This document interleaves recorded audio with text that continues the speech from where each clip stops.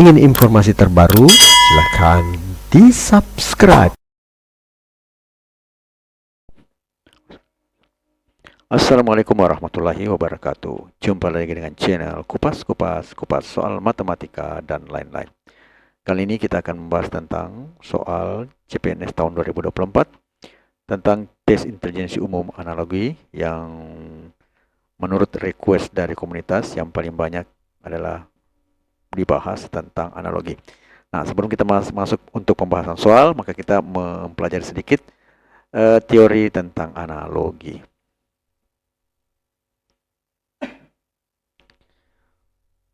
Analogi. Analogi adalah salah satu materi yang selalu muncul di tes CPNS ya maupun di kedinasan. Meskipun sempat hilang ya, tapi ini menjadi salah satu materi yang sering muncul di tes-tes CPNS ataupun kedinasan. Analogi adalah persamaan atau persesuaian antara dua benda atau hal yang berlainan. Dalam ilmu linguistik atau bahasa, analogi merupakan hasil pembentukan unsur-unsur bahasa karena pengaruh pola lain dalam bahasa. Ya, jadi itu sekilas tentang pengertian analogi ya, bisa dicari di internet dengan pengertian yang lain. Tapi secara umum seperti itu pengertiannya. Trik mengerjakan soal analogi. Pertama adalah tentukan pola antar kata depan atau belakang ke depan ya. Jadi misalnya ada sesuatu kata depan, biasanya sih dua kata ya, kemudian sama dengan, kemudian titik-titik ya. Jadi itu maksudnya. Apakah di bagian kata depan itu merupakan bagian dari kata belakang atau sebaliknya kata belakang merupakan bagian dari kata depan. Ya, dalam satu ruas pola yang ditentukan berlaku juga untuk jawabannya. Jadi kalau misalnya pola yang depannya umum kemudian mengkhusus, maka di jawabannya mungkin harus juga umum baru khusus ya. Misalnya A, B, C ya. Misalnya kata A, kata B, C, kata D. Jadi kata A sama sifat kata C, kata B sama sifat dengan kata D. Jadi ruas kiri sama dengan ruas kanan. Kemudian hubungan dua kata tersebut dalam sebuah kata hubung atau membentuk sebuah kalimat sehingga dapat berlaku juga untuk dua kata jawabannya. Kata hubung harus bersifat umum dan tidak spesifik. Ya. Selanjutnya mencari kesamaan kata di ruas kiri dengan ruas kanan. Nah, contoh ini satu berpola dari depan ke belakang. Ya, AB titik 2 dengan C titik 2D. Contohnya misalnya kandang dengan sapi. Jadi dari pola depan ke belakang. Jadi yang lebih umum itu kandang, kemudian sapi merupakan tempat dari kandang. Nah, di sini kita lihat pilihannya ada kantor pekerja, rumah manusia, kebun binatang pawang, angkasa roket, motor dan bengkel. Nah, dari sini kita bisa menjawabnya. Kandang dengan sapi itu adalah tempat tinggal bagi sapi, sebagaimana rumah menjadi tempat tinggal bagi manusia. Jadi rumah dengan manusia di sini yang menjadi jawabannya. Kalau kantor pekerja bukan tempat tinggal, cuma sementara saja ya. Kantor dengan pekerja memang tempatnya semacam rumah, tapi dia tidak berfungsi sebagai rumah. Dia punya berfungsi untuk bekerja. Kemudian kebun binatang dengan pawang tidak tinggal di kebun binatang. Pawang itu akan datang pada saat bekerja, sama dengan kantor dengan pekerja, kebun binatang pawang itu sama. Kemudian angkasa dengan roket. Angkasa tempatnya peluncuran roket, bukan bagian roket itu harus di angkasa. Jadi roket ini buatan, yang angkasa itu keseluruhan dari seluruh dunia itu angkasa ya.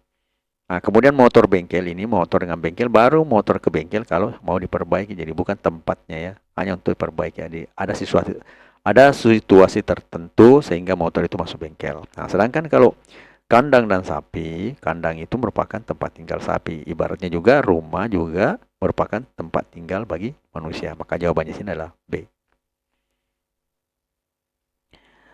Jadi B, rumah tempat manusia. Jadi umum kandang, sapinya di dalam kandang, rumah, manusia di dalam rumah. Nah, begitu ya. Jika bermanfaat, mohon di-share ya. Urutannya pas. Nah, ini juga sama dengan sarang, dengan burung. Sarang itu tempatnya burung tinggal atau hidup. Begitu juga dengan goa dan kelelawar. Goa itu merupakan rumah bagi kelelawar. Jadi goa ini rumah, sarang ini rumah, kandang itu juga rumah sebenarnya untuk sapi.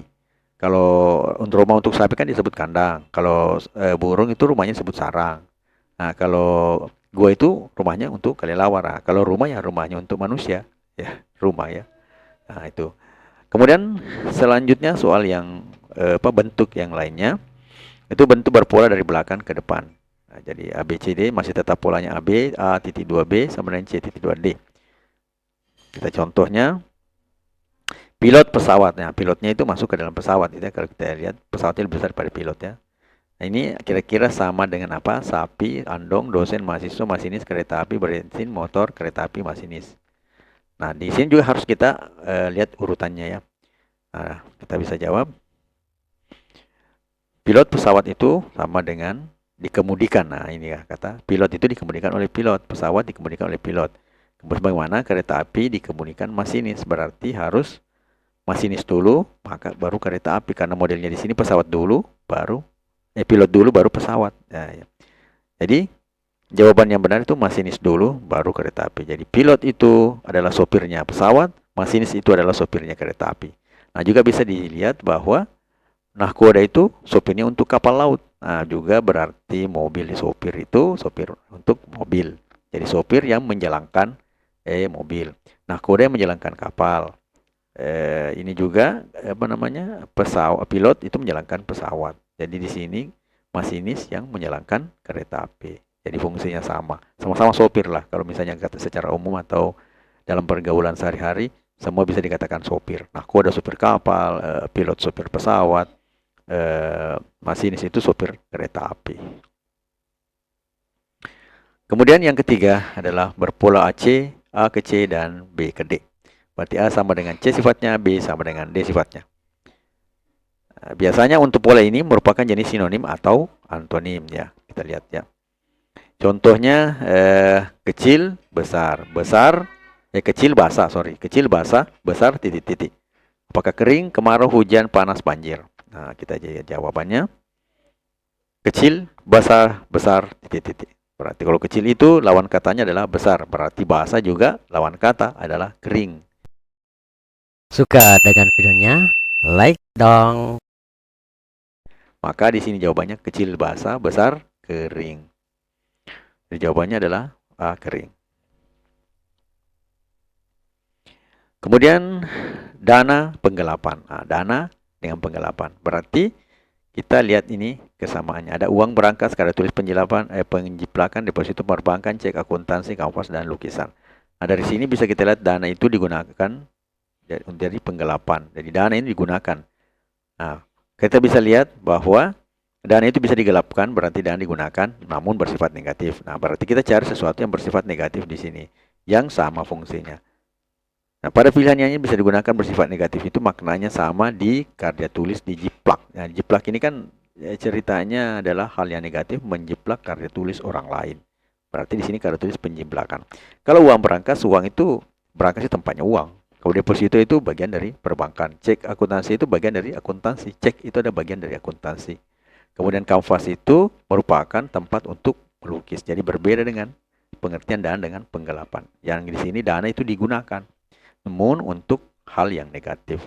Nah, berarti kalau karya tulis dengan penjiplakan, berarti penjiplakan juga hal negatif. Jadi digunakan juga ya, bersifat negatif.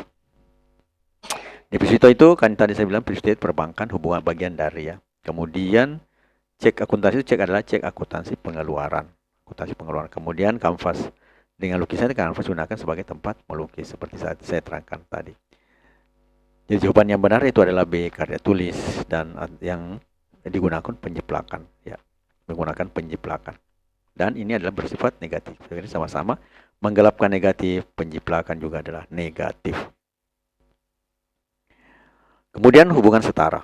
Contoh, pada sepatu terdapat lubang tali dan sol. Hubungan objek yang setara dengan kalimat di atas adalah pada film terdapat intro dan gitar, pada lagu terdapat intro dan outro, pada drama terdapat suara dan musik, pada sinetron terdapat hiburan dan bioskop, pada teater terdapat panggung dan hiburan. Nah, kita lihat. Pada sepatu terdapat lubang tali dan sol. Nah, dari sepatu itu bagian-bagiannya itu ada lubang tali dan sol, berarti bagian ya. Kita cari yang merupakan bagian murni dari sebuah sepatu itu. Jadi bagian sebuah benda yang murninya adalah kalau sepatu lubang tali dan sol. Nah, coba kita lihat jawabannya. Pada kalimat terdapat lubang tali dan sol menjelaskan bagian-bagian dari sepatu, terdiri dari lubang tali dan sol sepatu. Hal ini sama juga didapatkan pada kalimat pada lagu terdapat intro dan outro, karena intro dan outro bagian dari sebuah lagu. Nah, pada film terdapat intro dan gitar, tidak bukan bagian daripada lagu, pada film itu ya. Nah, kemudian pada drama terdapat suara dan musik, ini juga bukan bagian murni dari sebuah drama. Drama saja bisa tidak memakai musik, ya hanya suara. Pada sinetron terdapat hiburan dan bioskop. Justru terbalik, sinetron itu dimasukkan dalam hiburan dan bioskop. Ya, bisa juga di tempat televisi yang lain ya. Sinetron itu bukan di tempat hiburan yang umum, biasanya sinetron itu di televisi. Ya. Sedang di bioskop itu juga tidak mungkin ada sinetron biasanya. Ini kalau perbedaan antara sinetron dengan layar lebar jelas.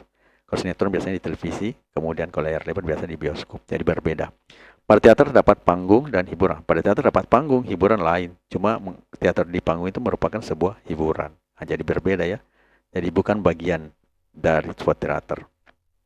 Cuma akibatnya adalah menghibur. Nah, yang paling murni di sini yang merupakan betul-betul bagian atau sama setara dengan kalimatnya itu adalah lagu yang terdapat intro dan outro, karena lagu ada intro pendahuluannya dan outronya bagian belakang. Jadi jelas bahwa lagu senada dengan sepatu. Lubang tali dan sol senada dengan intro dan outro, merupakan bagian dari benda tersebut. Jadi jawaban yang benar adalah pada lagu terdapat intro dan outro. Pada kalimat seperti mobil terdapat setir atau mesin ya. Jadi pada mobil terdapat sebagian dari mobil itu ada setir dan mesin. Pada sebuah TV ada layar dan tombol on. Ini juga merupakan bagian dari pada sebuah televisi. Jadi yang menjelaskan bagian kata kuncinya itu adalah bagian dari untuk menjawab soal ini. Ingin informasi terbaru? Silakan di-subscribe. Belajar adalah kunci untuk membuka pintu kesuksesan. Jadikan setiap pelajaran sebagai kesempatan untuk tumbuh dan berkembang. No name. Matematika, Queen of Science. Assalamualaikum warahmatullahi wabarakatuh.